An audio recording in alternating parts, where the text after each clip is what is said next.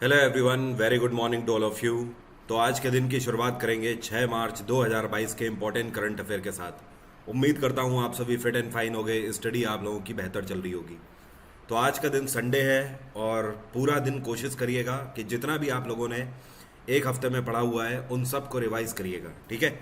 और पीडीएफ का लिंक और टेलीग्राम दोनों का लिंक वीडियो के डिस्क्रिप्शन बॉक्स में है, आप दोनों को अवेल कर सकते हो डिस्क्रिप्शन से। तो चलिए स्टार्ट करते हैं आज का वीडियो। और पहला क्वेश्चन है कि अभी हाल ही में ये कौन सा राज्य है या फिर केंद्र शासित प्रदेश है जहां से समुद्री मत्स्य पालन सागर परिक्रमा का प्रदर्शन शुरू किया गया। तो सागर परिक्रमा का प्रदर्शन अभी हाल ही में शुरू किया गया है गुजरात से। अब देखिए, इसकी शुरुआत करी गई है 5 मार्च से, मतलब कल के दिन से इसकी शुरुआत करी गई है और मांडवी से इसकी शुरुआत करी गई है और आज मतलब 6 मार्च को इसको ख़त्म किया जाएगा। कहाँ पर? पोरबंदर के तट पे जाके इसको ख़त्म किया जाएगा। ये जो मरीन फिशरी सागर परिक्रमा की शुरुआत करी गई है और आज इसका समापन किया जाएगा। इसका मेन मोटो ये है कि जो मरीन इकोसिस्टम है उसको प्रोटेक्ट करके रखना, और इसमें हमारी इंडियन नेवी और कोस्ट गार्ड भी हिस्सा ले रहे हैं। और साथ में इसका मेन मोटो ये भी है कि जितने भी हमारे मत्स्य पालन करने वाले जो लोग हैं, जो कम्युनिटी है हमारे देश में, उन सभी के सामने जो चैलेंजेस आते हैं उनको समझना। तो अल्टीमेटली इसका मेन मोटो ये है कि किस तरीके से भारत में मछली पालन को बढ़ावा दिया जाए और साथ में इतना ही नहीं, फिशरीज सेक्टर को समझा भी जाए। और इसको लॉन्च किया गया ministry of fisheries, animal husbandry and dairying के द्वारा।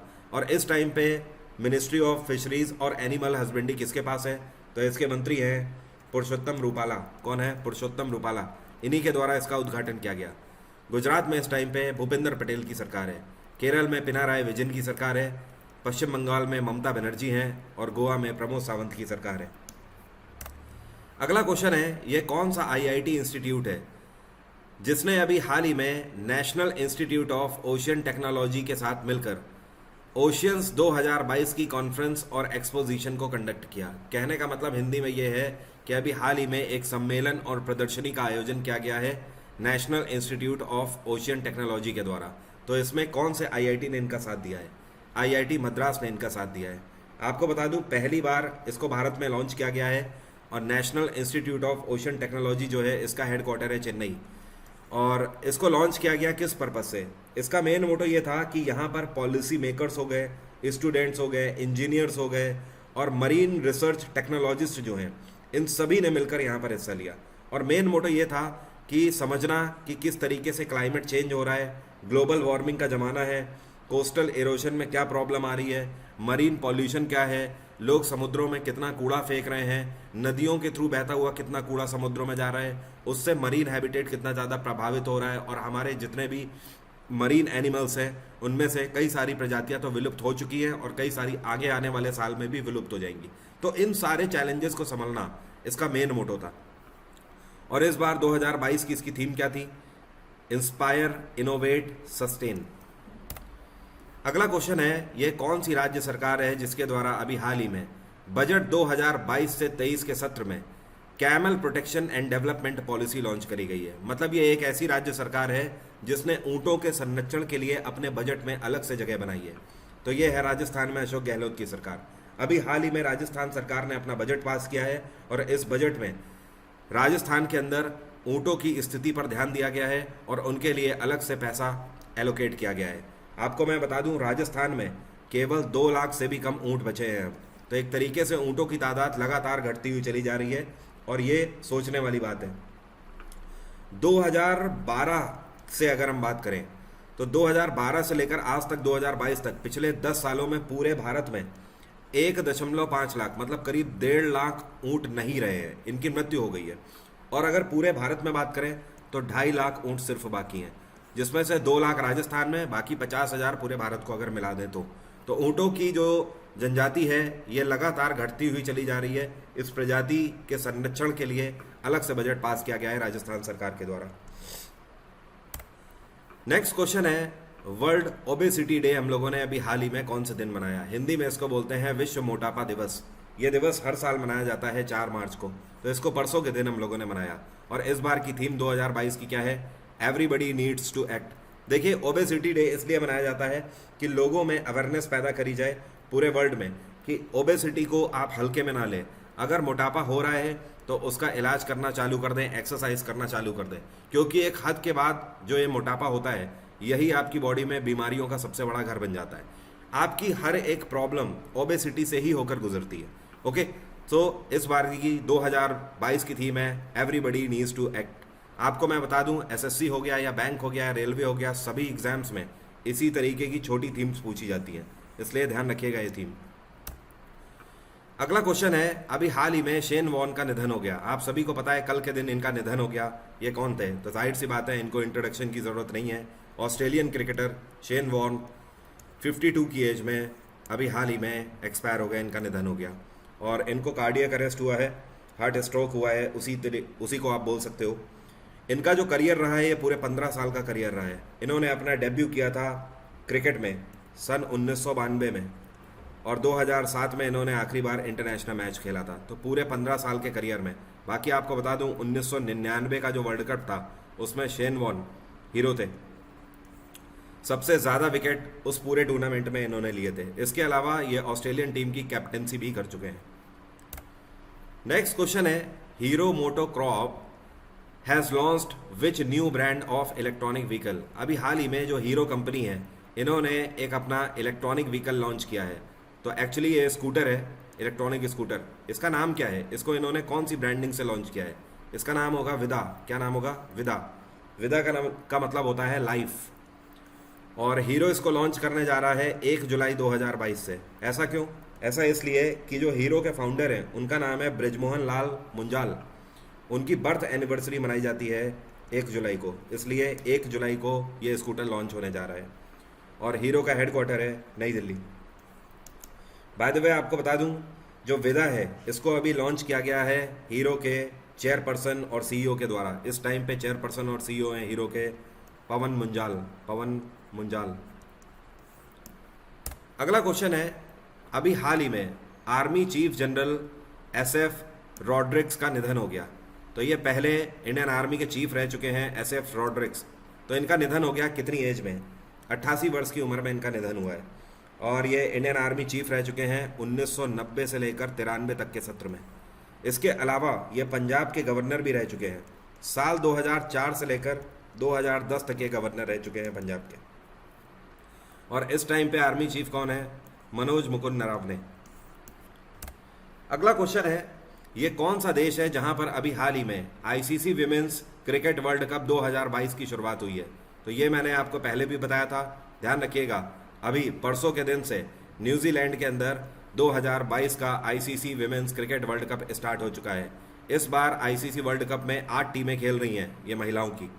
दूसरी चीज़ ध्यान रखिएगा, इसकी शुरुआत कब से हुई है? ये 4 मार्च से अभी परसों के दिन इसकी शुरुआत हुई है और इसका समापन होगा 3 अप्रैल को। 3 अप्रैल को फाइनल इसका खेला जाएगा। भारत का जो पहला मैच है ये 6 मार्च को लगा हुआ है, मतलब आज ही लगा हुआ है। और आज भारत का पहला मैच पाकिस्तान से होने जा रहा है। तो ये जो 8 टीमें हैं आप यहाँ से देख सकते हो कौन कौन सी टीम खेल रही है। आईसीसी की स्थापना 1909 में करी गई थी। इसका हेडक्वार्टर है दुबई और आईसीसी के प्रेसिडेंट हैं ग्रेग ब्रैकली। क्या नाम है? ग्रेग ब्रैकली। न्यूजीलैंड की कैपिटल है वेलिंगटन। साउथ अफ्रीका की 3 कैपिटल हैं, केपटाउन, प्रिटोरिया और ब्लूमफॉन्टेन। भारत की आपको पता ही है नई दिल्ली। और ऑस्ट्रेलिया की कैपिटल है कैनबरा। अगला क्वेश्चन है, किस संगठन ने सांगली के सरजेरो दादा नायक सिराला सहकारी बैंक का लाइसेंस अभी हाल ही में कैंसिल कर दिया है? तो जाहिर सी बात है, बैंकों का लाइसेंस कौन कैंसिल करता है? Reserve bank of India, RBI के पास ही यही अथॉरिटी है। अब देखिए, ये जो नायक शिराला सहकारी बैंक है इसका लाइसेंस कैंसिल क्यों किया है? क्योंकि इन्होंने आरबीआई के नॉर्म्स को पूरे तरीके से वायलेट किया है। पहली चीज़ तो इनके पास एडिकेट कैपिटल नहीं है। जितनी कम से कम पूंजी एक बैंक के पास होनी चाहिए उतनी पूंजी इनके पास नहीं है। दूसरी चीज़, जो कस्टमर्स का पैसा है, कस्टमर्स जब पैसा लेने आ रहे हैं तो जाहिर सी बात है इनके पास कस्टमर्स को देने के लिए पैसा भी नहीं है, तो कस्टमर्स भी डिसअपॉइंट हो रहे हैं। तो यहाँ पर कहने का मतलब ये है कि ये जो deposit insurance and credit guarantee corporation है, इन्होंने कहा है इस केस में जो कस्टमर हैं इस बैंक के उनको मैक्सिमम 5 लाख तक का ही रुपया मिल पाएगा उनका वापस। इसके अलावा वो उम्मीद ना करें, क्योंकि इस बैंक में अब ताला लग रहा है। फिलहाल इसका लाइसेंस पूरे तरीके से रद्द हो गया है। ये बैंक मुंबई बेस्ड बैंक है। और आरबीआई की स्थापना 1935 में करी गई थी। 1949 में इसका राष्ट्रीयकरण हुआ था। आरबीआई का हेडक्वार्टर है मुंबई और इसके गवर्नर हैं शक्तिकांत दास। अगला क्वेश्चन है, यह कौन सा राज्य या यूटी है जहां पर अभी हाल ही में हेरात फेस्टिवल मनाया गया। हेरात एक्चुअली इसको नाइट ऑफ शिवा के नाम से भी जाना जाता है, ठीक है। तो नाइट ऑफ शिवा, जिसको आप आम भाषा में महाशिवरात्रि के नाम से जानते हो, बट इस जगह में इसको हेरात के नाम से मनाया जाता है। तो हेरात 2022 अभी हाल ही में मनाया गया है जम्मू कश्मीर में। जम्मू कश्मीर में महाशिवरात्रि का ये पर्व हेरात के नाम से कश्मीरी पंडितों के द्वारा मनाया जाता है। तो ये जो पर्व है बेसिकली, ये महादेव, जिनको आप भोलेनाथ बोलते हो या शिव बोलते हो, रुद्र बोलते हो, ये सब इन्हीं के नाम है। तो शिव का जो विवाह हुआ है पार्वती से, उस नाइट को सेलिब्रेट किया जाता है इस दिन, जिसको महाशिवरात्रि आप बोलते हो, ठीक है। तो वो बेसिकली नाइट सेलिब्रेट करी जाती है, that is known as Herath या महाशिवरात्रि। और इस दिन को कश्मीरी पंडितों के द्वारा प्रसाद स्वरूप अखरोट यहाँ पर बांटे जाते हैं। जम्मू कश्मीर में मनोज सिन्हा की सरकार है, सिक्किम में PS तमांग की सरकार है, आसाम में हिमांता बिस्व शर्मा की सरकार है और हरियाणा में मनोहर लाल खट्टर की सरकार है।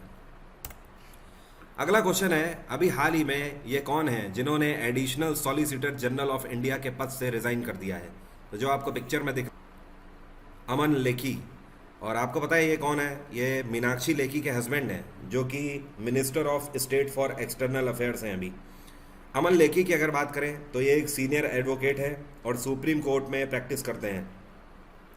इनको साल 2018 में अपॉइंट किया गया था additional solicitor general of India के रूप में, और उसके बाद 2020 में इनको अगले 3 साल के लिए अपॉइंट किया गया था, मतलब 2023 तक के लिए। लेकिन इन्होंने अभी रिजाइन कर दिया।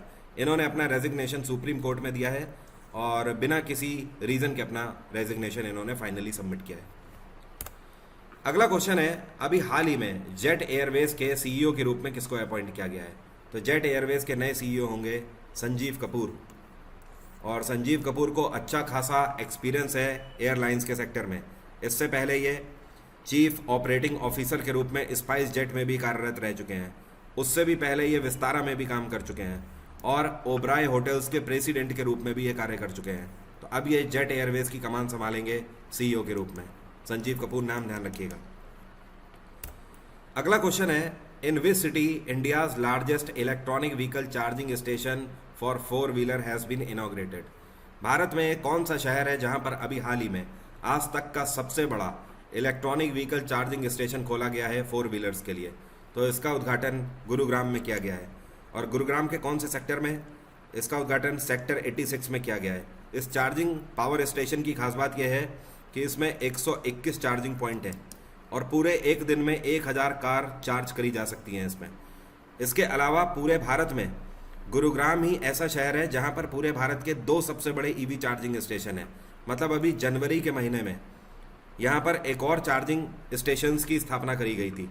ये सेक्टर 52 में करी गई थी तब, और उसकी कैपेसिटी है 100 चार्जिंग पॉइंट की। और अब करी गई है सेक्टर 86 में, जिसकी कैपेसिटी है 121 चार्जिंग पॉइंट की।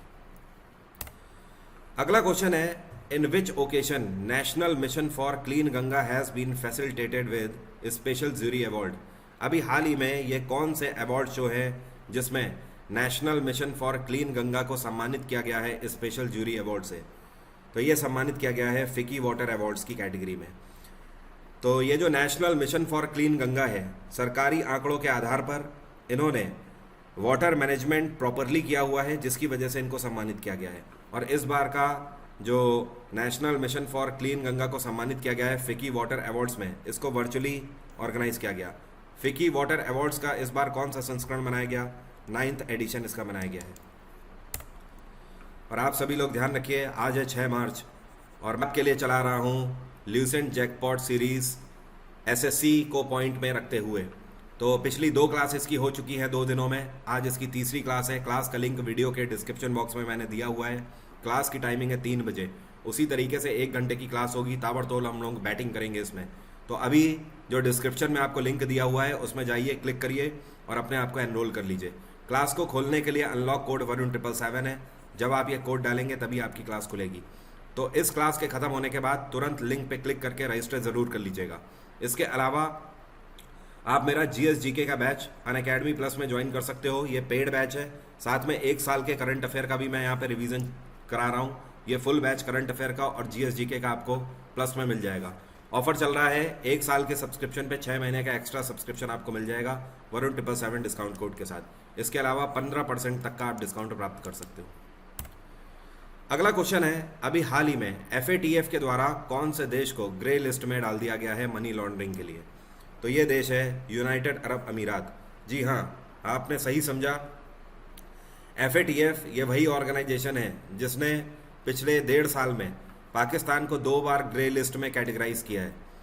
देखिए FATF का काम क्या है, ये बेसिकली फाइनेंशियली मॉनिटरिंग ऑर्गेनाइजेशन है।